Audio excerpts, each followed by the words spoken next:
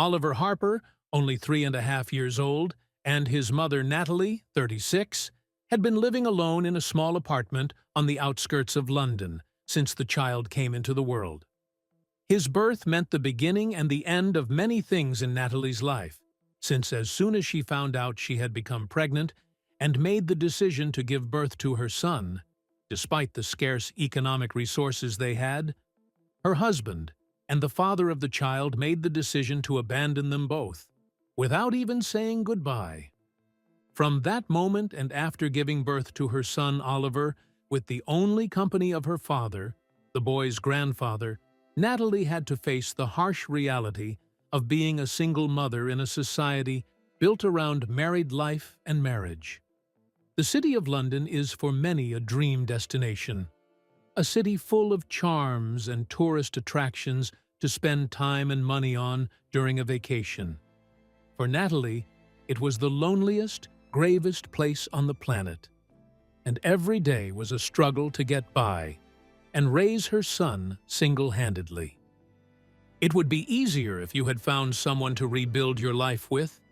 A child needs a mother and a father, Natalie. What are you going to do when Oliver starts asking about his father? As soon as he starts school, he'll realize that there's something in his life that's not right. He'll realize that the other kids have a family, and he doesn't. Her father scolded her harshly on more than one occasion when Oliver was still a baby. Oliver already has a family. He has me and doesn't need anyone else. She defended herself fiercely, settling the matter and moving on with her life.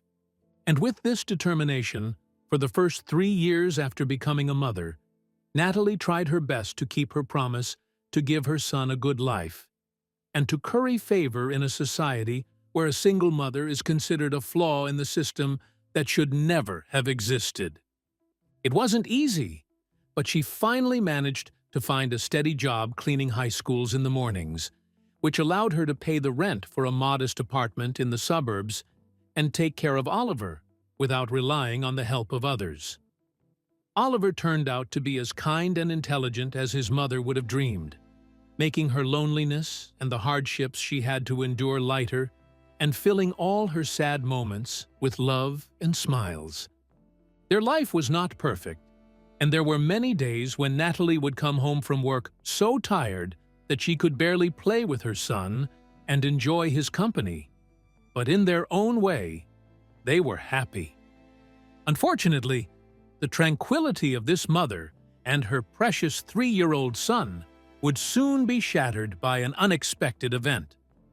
Oliver's mother worked every day cleaning at an old high school on the outskirts of London. The school was about a 20-minute walk from her apartment, which allowed her to commute without having to use the car or public transport. And because it was also very close to Oliver's daycare, it gave her time to take him there and pick him up at dismissal time. Little Oliver loved being picked up by his mother and singing songs together on the way home. For his mother, those moments together were the most precious thing she had and made sense of all the bad times in the past. The walk home was her special moment. No matter how tired she was from work, Natalie always found the strength to smile at her little boy and sing with him all the songs they knew. But one day, something changed, and Natalie couldn't find the strength to sing or run hand in hand with her son on the way home. Oliver was waiting for her at the door of the daycare, smiling and impatient to throw himself into his mother's arms. However, it didn't take the boy long to realize that something was wrong. He only had to look into his mother's eyes to know it. The boy let go of the teacher's hand and ran to meet his mother.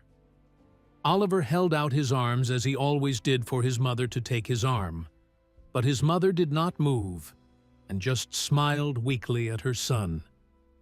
"Mommy won't be able to play with you today, sweetie. I'm a little tired. Will you forgive me? Tomorrow, I'm sure I'll feel better, and we can play," Natalie assured her son. Oliver looked at her, frowning, and nodded slightly, although inside he couldn't help but feel that his mother was hiding something from him, and a fear, unknown to him until then, began to take hold of the little 3-year-old. That day, they returned home in silence and walking at a slow pace. It was the first time Oliver didn't come home singing, nor did he run to the door of his house, impatient to rush to the fridge and devour the peanut butter sandwiches that Natalie always left ready for him for snack. The boy had hoped that when he got home and got some rest, his mother would regain her strength and be more cheerful, but that didn't happen either. Opening the fridge, Oliver was surprised to see it almost empty and find no peanut butter sandwich prepared. "I forgot to go grocery shopping, honey. Today you'll have to settle for eating some fruit. Tomorrow I'll go and buy your snack, I promise. Now Mom needs to get some sleep. Then we'll play, okay?" his mother assured him in a weak voice. The boy nodded and ate an apple in silence as he read one of the children's stories on the table. His mother usually read them to him after snack or before bedtime, but that day Natalie didn't have the strength to play with her son and didn't even get up at dinner time to prepare supper. Oliver peeked into her bedroom to check on her, but didn't dare wake her up. The woman looked really exhausted, and he let her sleep, despite being hungry. That night, Oliver went to bed without supper, and with his stomach growling, he could hardly sleep. But the boy's hunger was nothing compared to the concern he felt for his mother's state of health. Unfortunately, things did not improve the next day. Quite the opposite. Oliver woke up early. He was hungry, and ran to his mother's room to wake her up and ask for breakfast. The room was completely dark, which alarmed the boy, as his mother always kept the windows open and the house well lit. That darkness was not a good sign. But that was not the only alarming thing. As he approached his mother, Oliver smelled a very strong odor that he could not identify. It was a very strong, rotten smell that made the little boy recoil in fear. He stood in front of his mother's bed, deciding what to do. "Mommy, are you awake?" he called out to her in a trembling voice. There was no answer.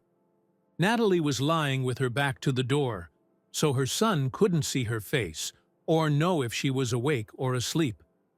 "Mommy, Mommy, I'm hungry. Mom, please wake up!" the boy shouted again, this time very scared. The situation was beginning to overcome him, and the fear he felt for not getting an answer from his mother was taking over him. Natalie continued without moving. The room was still silent and in complete darkness. Finally, Oliver, in desperation, ran to the windows and pulled the blinds to let in the light and see his mother's face. But what the boy saw when he turned around and checked to see if his mother was still sleeping left him speechless.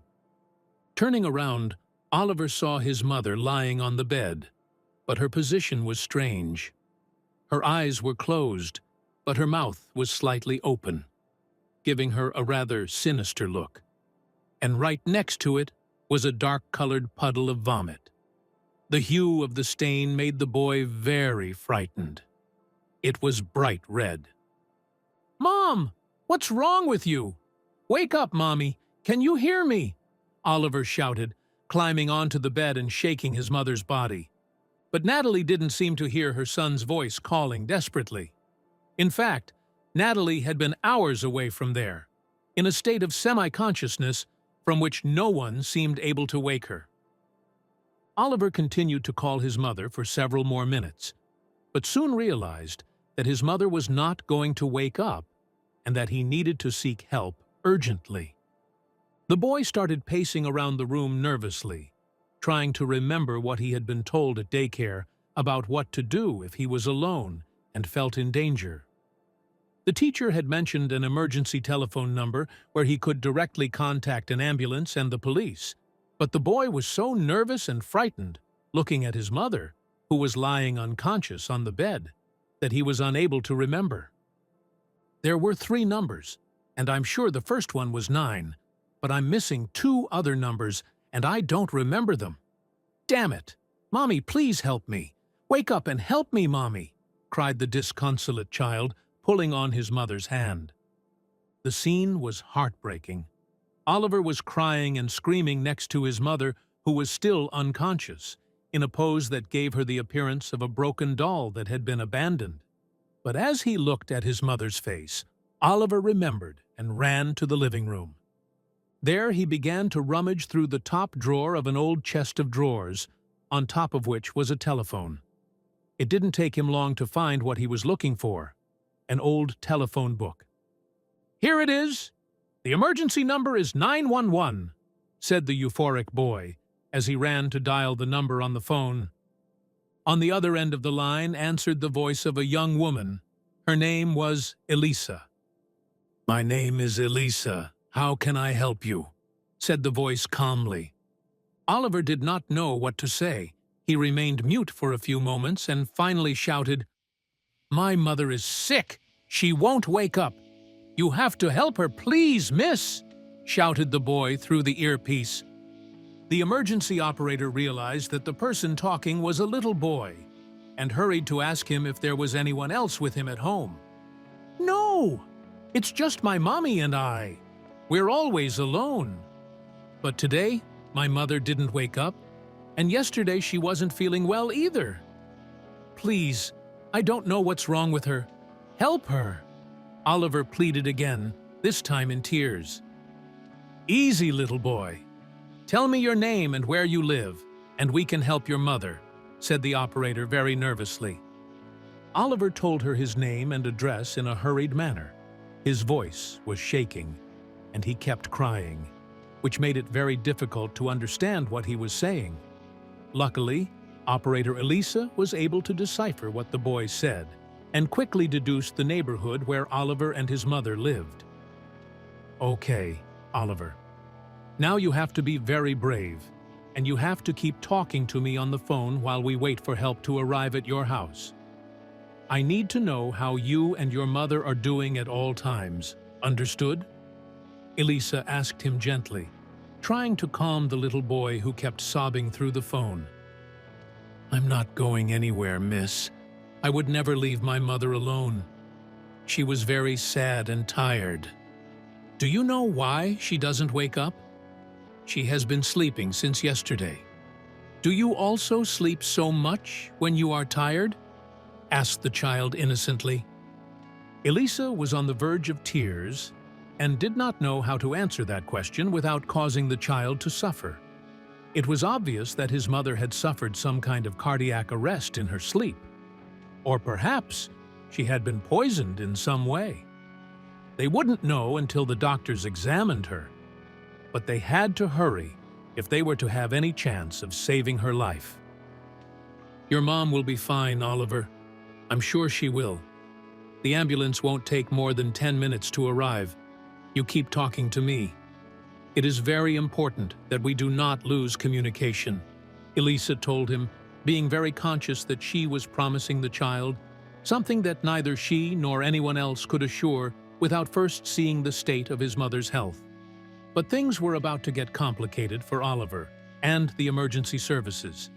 The ambulances were on their way to Natalie and her son's house, going as fast as London traffic would allow, but Oliver's house was a long way from the city center, and it had started to rain heavily, making it even more difficult to get around. "They're 5 minutes away from you, honey. Hold on a little longer. Is your mother still sleeping?" Elisa asked the boy, very anxious because Oliver had been silent for more than 2 minutes. "Oliver, can you hear me?" repeated Elisa, this time shouting. There was a minute of silence, after which the boy's voice was heard again, but almost inaudible. Oliver spoke in whispers and was breathing heavily. "Miss, it hurts. I don't know what's wrong with me. I'm sleepy," Oliver managed to say. Elisa felt her heart stop when she heard the boy in that state. She rushed to ask him what was wrong and begged him to continue talking to her and not to go to sleep. "Oliver, Listen to me. Keep talking to me, please. What is wrong with you? What symptoms do you have? She asked him on the verge of hysteria. I'm very sleepy and my stomach hurts. I think I'm going to vomit. I don't know. Everything is spinning, said the boy between whispers. It was evident that he was having more and more trouble breathing, and that he was going to lose consciousness at any moment. Listening to the boy's symptoms and analyzing the state his mother had been in for several hours, Elisa quickly came to a conclusion. Oliver and his mother were suffering from the effects of some kind of poisoning or intoxication. But how could they have been poisoned? Finding out what the source of the poison was would be the key to saving the mother and child's life. But the ambulance had not yet arrived at the house, and the child was on the verge of fainting. Oliver continued to babble words for a few more minutes, but they were running out of time. With every minute that passed without medical assistance, their chances of survival diminished drastically.